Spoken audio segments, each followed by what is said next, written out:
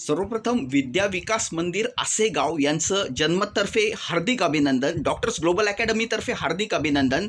100% निकाल. 100% निकाल ही सोपी गोष्ट नाही, कारण यासाठी शाळेला संपूर्ण कार्यरत राहायला लागतं. शाळेचा ॲडमिनिस्ट्रेटिव्ह स्टाफ, शाळेचे मुख्याध्यापक, शाळेचे अध्यापक आणि विद्यार्थी यांच्यातला ताळमेळ असावा लागतो. निकाल सहजासहजी 100% लागत नाही. यामागे मोठी प्रोसेस असते, प्रक्रिया असते. अर्थात या प्रक्रियेबद्दल आपण बोलू, पण सर्वप्रथम या शाळेचं आपण अभिनंदन करू.